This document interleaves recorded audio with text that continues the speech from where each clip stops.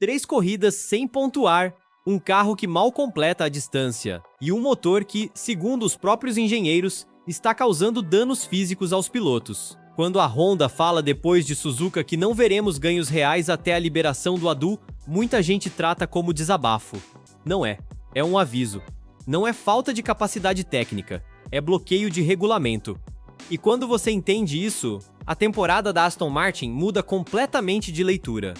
Porque o que está acontecendo aqui não é um time perdido tentando se encontrar. É um projeto travado por regra. O motor não vai melhorar agora. Não porque não dá, mas porque não pode. E isso coloca a Aston Martin numa espécie de limbo competitivo.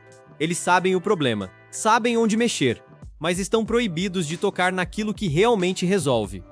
O tal do ADUO, que parece só mais uma sigla burocrática, é na prática a única saída. O sistema foi criado justamente para situações assim. A FIA mede o desempenho bruto dos motores, não tempo de volta, não resultado de corrida, número puro de potência e eficiência, e em determinados momentos do campeonato, compara cada fabricante com o melhor do grid. Se a diferença passa de 2%, libera atualização extra. Passou de 4%, libera ainda mais. E aqui entra o ponto que ninguém tá falando com clareza. A Honda não tá esperando ver se entra nesse critério. Eles estão partindo do princípio de que já estão lá e provavelmente no pior cenário. Porque o que a gente viu nas 3 primeiras corridas não é atraso pequeno. Não é aquele 10º ou 2. É um conjunto inteiro falhando ao mesmo tempo.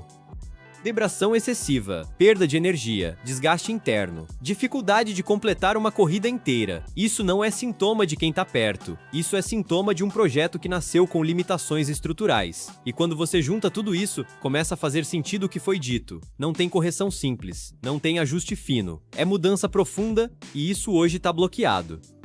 E aí entra o problema que ninguém previu: o calendário. A avaliação do ADU foi pensada para acontecer depois da 6ª corrida. No cenário original, isso cairia em Miami. Perfeito. Tempo suficiente para coletar dados e liberar mudanças ainda cedo na temporada. Só que Bahrein e Arábia Saudita saíram do calendário. E de repente, essa 6ª corrida virou Mônaco. 5 semanas de diferença. 5 semanas rodando com um carro que você sabe que não funciona direito. 5 semanas sem poder corrigir a raiz do problema. Isso não é só atraso. Isso muda completamente o ritmo da temporada. E dentro da Aston Martin, isso já foi sentido. Porque enquanto todo mundo fala de evolução, eles estão tentando sobreviver. A própria FIA percebeu isso. E aí começam as conversas de bastidor. Ajustar a regra, trazer a avaliação de volta para Miami, criar um gatilho diferente. Não é questão técnica, é política. Porque o momento em que essa avaliação acontece define quem pode evoluir e quando. E aqui entra uma camada que pouca gente comenta abertamente, mas todo mundo entende. Quem tá na frente não tem interesse nenhum em acelerar esse processo, porque o benchmark muito provavelmente é a Mercedes. E se você antecipa essa avaliação, você abre a porta para a Honda evoluir mais cedo, para a Ferrari reduzir a diferença, para o grid se aproximar.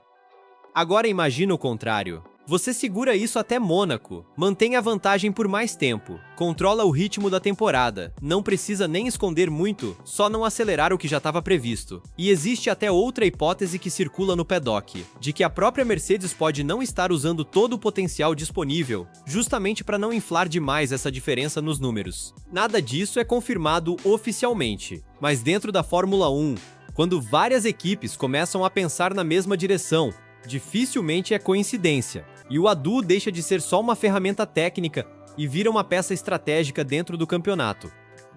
Enquanto isso, dentro da Aston Martin, o cenário é outro. Não é sobre brigar por posição, é sobre fazer o carro terminar corrida, é sobre tirar vibração do volante, é sobre não colocar o piloto em situação limite a cada stint. E isso muda completamente o tipo de trabalho que está sendo feito agora. E tem um detalhe curioso no meio disso tudo. Enquanto a equipe tenta resolver esse quebra-cabeça, Lance Stroll aparece correndo de GT3, num carro que funciona, num ambiente competitivo de verdade. E a própria Aston Martin descreve isso como corrida pura.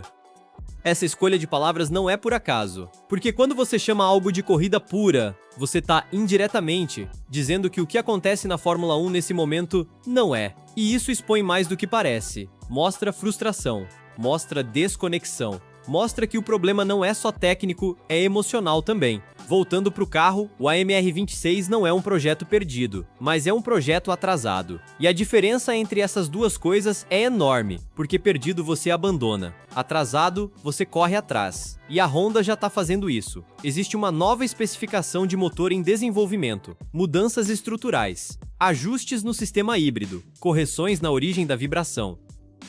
Mas tudo isso depende de uma coisa: permissão. E essa permissão vem com o ADU. O mais realista agora é entender 2026 como uma temporada de construção, não como um fracasso, mas como uma base. Um ano onde você identifica, corrige, ajusta e prepara o terreno para 2027. Porque a diferença atual não se fecha em uma atualização só. Isso é um processo.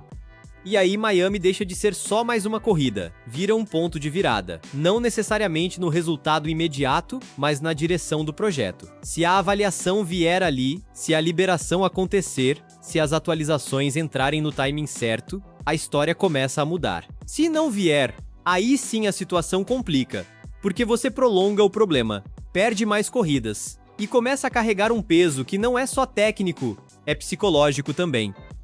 E no meio disso tudo, fica claro o tamanho da aposta que foi feita. Porque quando a Honda diz que não haverá ganho até o ADU, ela não tá jogando expectativa para baixo, ela tá sendo direta. Isso aqui só muda quando a regra permitir. E aí a pergunta deixa de ser quando melhora, e passa a ser se vai dar tempo. Porque a temporada continua andando, os outros continuam evoluindo, e enquanto a Aston Martin espera autorização, o resto do grid não para.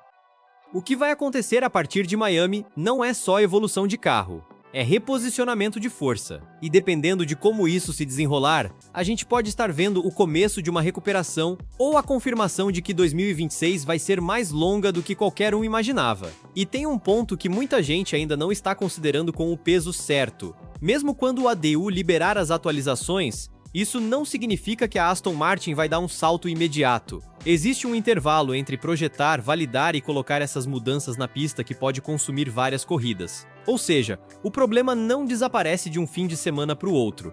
Ele começa a ser resolvido, mas ainda dentro de um processo que exige tempo e consistência. Além disso, a natureza do problema da Honda não é superficial, não é algo que você corrige com um ajuste simples ou uma peça isolada. Estamos falando de arquitetura, de comportamento estrutural da unidade de potência, de vibração na origem. Isso exige mudanças profundas, e mudanças profundas, mesmo com autorização, não são rápidas. Então, mesmo no cenário ideal, a evolução vem em etapas, não em um salto único. Por isso Miami pesa tanto. Não porque vai resolver tudo ali, mas porque marca o momento em que a Aston Martin deixa de estar presa e passa a ter margem para reagir. É o início de uma possível recuperação, não o fim do problema. E dependendo de como esse processo se desenrolar nas corridas seguintes, a gente vai entender se essa temporada ainda pode ser salva, ou se já virou preparação antecipada para 2027.